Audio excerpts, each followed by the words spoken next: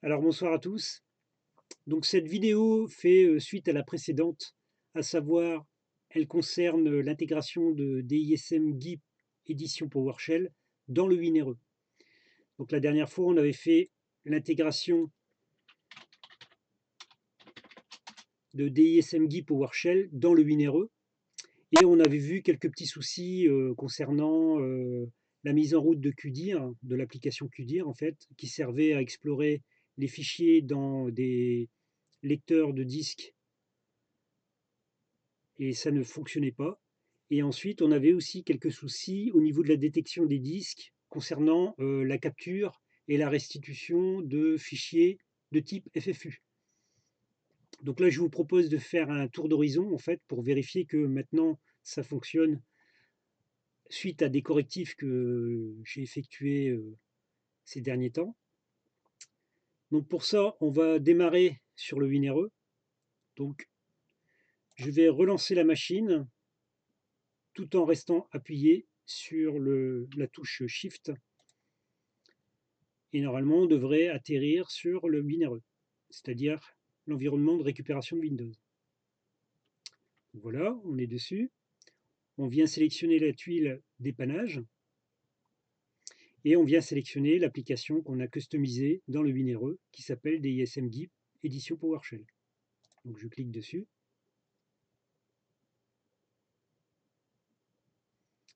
Voilà.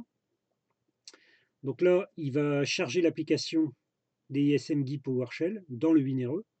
Donc c'est pour ça qu'il est en train de booter sur le WinRE. Et il va lancer le script de l'application DISM GUI PowerShell.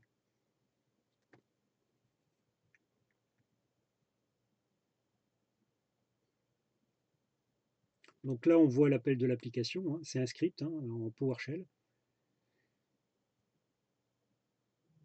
Et voilà, ça se met en route. Donc à partir de là, on avait vu la dernière fois que dans le menu Tools, on avait la possibilité d'afficher QDIR. Or, l'appel ne se faisait pas. Donc maintenant, après correction, on voit que ça fonctionne. Donc là, on peut sélectionner, par exemple, une seule fenêtre avec la partie périphérique et lecteur et les lecteurs en question, avec les dossiers. On peut afficher à propos de concernant l'application et on voit bien ici que QDIR est lancé depuis le Recovery Tools qui est présent dans le WinRE.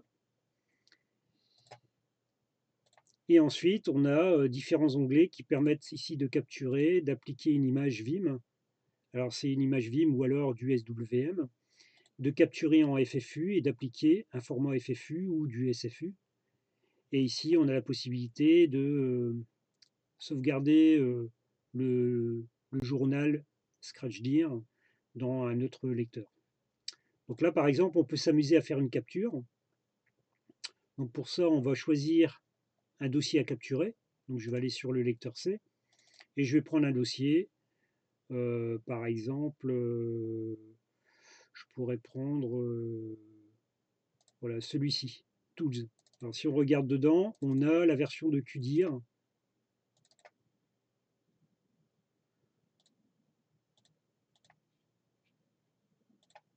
Donc on va prendre ce dossier et on va en faire une capture. Donc je fais ouvrir. Donc le contenu de Tools va être capturé. Donc ici, je vais le sauvegarder sur un autre lecteur, par exemple le lecteur D. Voilà. Et je vais lui donner un nom que je vais appeler test capture.vim. On est obligé de remplir le champ name. Donc on va mettre ceci est un test de capture Vim. D'accord. Éventuellement, on pourra rajouter une description. On va mettre test par exemple. Et on va choisir un niveau de compression. On va mettre max. Et on va choisir de checker l'intégrité éventuellement. Et on va créer notre fichier de capture Vim. Donc là, on a la ligne de commande qu'on aurait dû taper dans une console DOS. Et ensuite, en dessous, on voit que la capture se fait, l'opération a réussi et le code de sortie est de 0, donc apparemment tout va bien. Avec QDIR, on a la possibilité de vérifier sur le lecteur D qu'on a bien un test de capture qui a été fait. Donc ça, c'est ce qui vient d'être fait. Maintenant, on peut, par exemple, aller sur le lecteur C, supprimer le dossier Tools. Alors, il faut faire F5 pour rafraîchir l'écran, parce que sinon, ça ne se fait pas automatiquement. Et on peut créer, par exemple, un dossier qu'on va appeler DD. Alors là, on va rafraîchir l'écran, sinon on ne le verra pas. On va le renommer, on va l'appeler DD. Je rafraîchis l'écran. Voilà, il est ici. Et DD est vide. D'accord?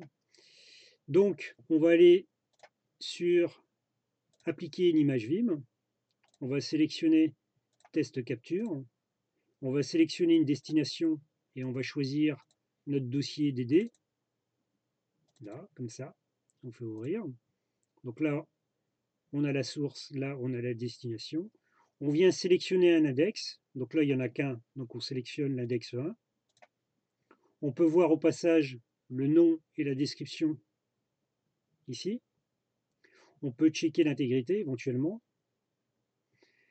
Et ensuite, on peut appliquer l'image dans ici le dossier DD. Donc on fait appliquer image. Si on regarde dans la console, on voit que l'instruction qu'on aurait dû taper dans une console DOS est ici. Et ensuite, derrière, la fonction s'est faite. On voit que l'opération a réussi. Et le code de sortie est de 0. Si on va voir avec QDIR dans le dossier DD, on retrouve l'intégralité des fichiers qui concernent en fait l'application QDIR. D'accord? Voilà. Donc on a bien restauré notre dossier. Alors le nom d'origine c'était Tools et là on l'a changé, on a mis DD par exemple. Ce qu'on peut faire aussi, c'est capturer un disque au format FFU. Donc par exemple le disque D ici, on pourrait le capturer au format FFU. Donc pour l'instant il y a tout ça dedans, c'est-à-dire il y a un déploiement de share ici apparemment, donc une structure MDT, et ensuite on a deux captures Vim qui ont été faites. Donc on se propose par exemple de capturer l'ensemble au format FFU. Donc on va cliquer sur capture FFU. Alors la dernière fois on avait un souci dans la détection des disques, mais après correction maintenant ça devrait fonctionner. Donc je fais Detect Physical Disk et je viens sélectionner mon disque qui correspond à mon lecteur D. Donc le disque 0 c'est le lecteur C, le disque 1 c'est le lecteur D.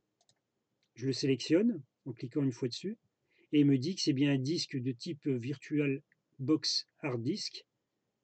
D'accord? Et on vient sélectionner une target, donc en fait une cible pour un dossier cible pour la sauvegarde au format FFU. Donc on va sélectionner. Alors sur le C, j'espère que j'aurai assez de place. On va sélectionner par exemple temp ici et on va sauvegarder l'image FFU sous un nom qu'on va appeler mon backup FFU. .ffu. On va lui mettre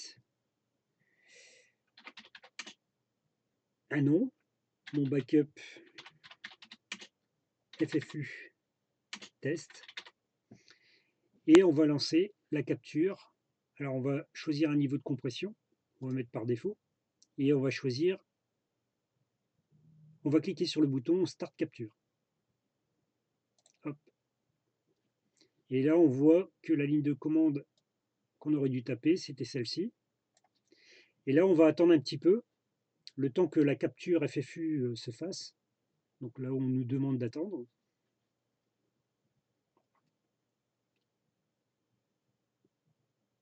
Alors, je croise les doigts pour qu'il y ait assez de place sur le lecteur C. Apparemment, je pense qu'il a fini. Voilà. On voit qu'il a terminé la commande. Donc là, c'était la ligne de commande. Hein, au niveau de la...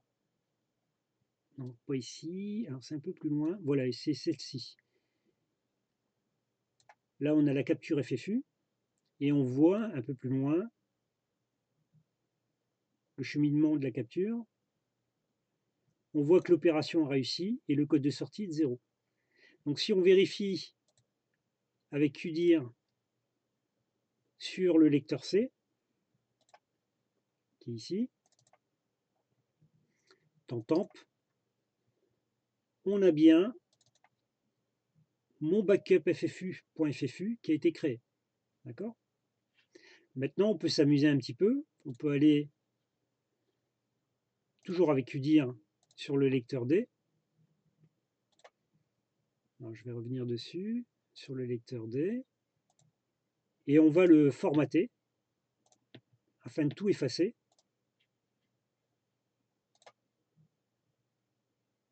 Voilà. Donc si je regarde mon lecteur D, j'ai rien dedans. Et le but du jeu, vous l'aurez compris, c'est de réappliquer notre image FFU.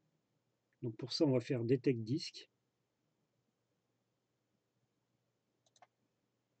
On va sélectionner le disque 1 qui correspond au lecteur D.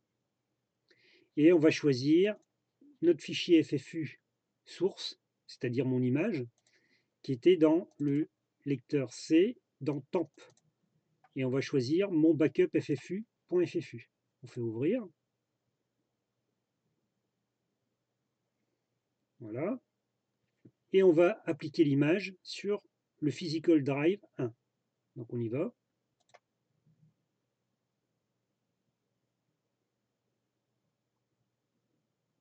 Donc là on attend. Voilà.